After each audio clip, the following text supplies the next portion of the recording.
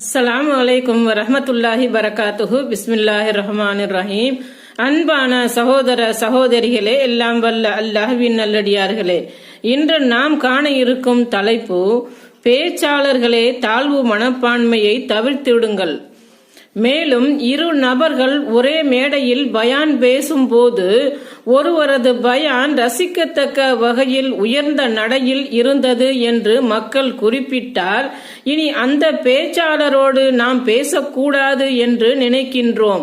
நம்மை விட சுமாராக பேசுவோருடன் நாம் பேசினால் நமது மனது புண்படாது என்றும் கருதுகின்றோம்.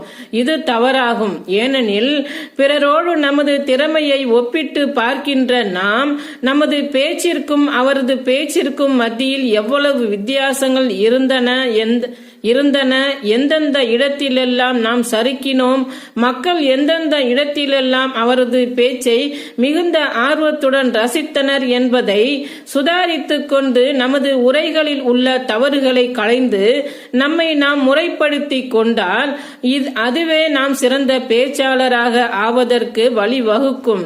எனவே நாம் எடுத்துச் சொல்லிக் கொண்டே இருப்போம் என்ற சிந்தனை போக்கும் விடாமுயற்சியும் தான் நம்மை சிகரத்திற்கு கொண்டு செல்லும் படிக்கட்டுகளாகும். இறை நம்பிக்கை, தன்னம்பிக்கை, விடாமுயற்சியை தொடர்ந்து கடைபிடிப்பதன் மூலம் நீங்களும் சிறந்த பேச்சாளராக வருவீர்கள் என்பதை நினைவில் நிறுத்திக் கொள்ளுங்கள். தளர்ந்து விடாதீர்கள், கவலைப்படாதீர்கள்.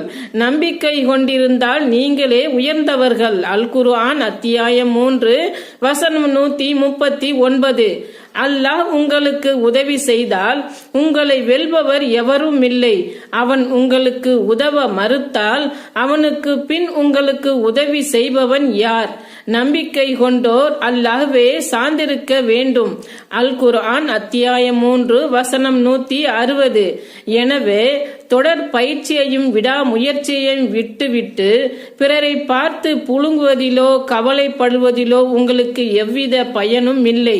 உங்களிடத்தில் உள்ள தாழ்வு மனப்பான்மையையும் பதட்டத்தையும் தூக்கி எறிந்துவிட்டு முழு கவனத்துடன் அழைப்பு பணியில் ஈடுபட்டால் நீங்கள் தான் சிறந்த பேச்சாளர்கள். ஆணைக்கும் அடிசருக்கும். சிலரது பேச்சு ஆரம்பம் முதல் இறுதி வரை ஒரே ஸ்டைலில் ஏற்ற இறக்கம் இல்லாமலும், சிலரது பேச்சில் உரத்த சப்தமும் ஆக்ரோசமும் மட்டும்தான் இருக்குமே தவிர கருத்தாளம் இல்லாமலும் இருக்கும். சிலரது பேச்சில் கருத்தாளம் இருக்கும், ஆனால் ஆக்ரோசம் இல்லாமல் இருக்கும். சிலர் மக்களுக்கு புரிகின்ற நடைமுறையில் தமிழில் பேசாமல் இலக்கண தமிழில் பேசுவதையும், சிலரது பேச்சு முழுக்க முழுக்க நகைச்சுவையாக இருப்பதையும், சிலரது பேச்சில் தலைப்புக்கு சம்பந்தமான குர்ஆன் மற்றும் ஹதீஸ் வசனங்கள் அதிகமில்லாமல் சொந்த கருத்துக்கள் மட்டுமே நிறைந்து காணப்படுவதையும் காண்கின்றோம். இவை அனைத்துமே பேச்சில் கலந்திருக்க வேண்டும். இவ்வாறு பேச்சாற்றல் வழங்கப்பட்டவர்கள் ஒரு சிலரே.